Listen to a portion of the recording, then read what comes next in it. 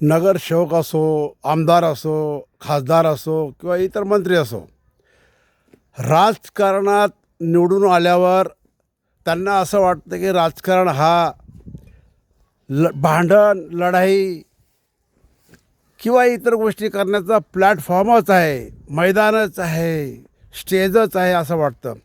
आत्ताची गोष्ट बघा ना, उपमुख्यमंत्री सुनेत्रा पवार यांच्यावर काँग्रेस नेत्याने म्हटले आहे गुंगी गुडिया. सुनेत्रा पवार ह्या अत्यंत सुस्वभावी, शांत स्वभावाच्या आहेत. जर अजितदादा जिवंत असते तर अशा कोण्या नेत्याची बोलण्याची हिंमत झाली असती का?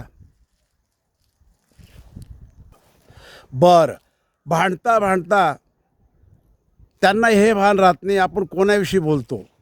आता ते कोणते गाडे पाटील त्यांनी असं बोलले किंवा आम्ही काय सावरकर लावून गेलो का इंग्रजांचे पाय चाटायला. आता ह्या माणसाला एवढं कळत नाही सावरकर ही व्यक्ती कुठे रे हा कुठं. सावरकर यांनी आजन्म जन्मठेपेच्या 2दा शिक्षा भोगल्या, तेव्हा कुठं हा स्वतंत्रपत्र बोलू शकतो. असाच काँग्रेस पक्षांचा इतिहास आहे.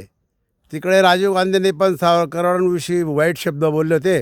आणि आज महाराष्ट्रात, ज्या महाराष्ट्रात सावरकर जन्माला आले त्याच महाराष्ट्रात तेही गाडे पाटीलसारख्या मराठ्या माणसाने असं बोललं म्हणजे कितपत योग्य आहे हे गाडे पाटलांना समजायला पाहिजे.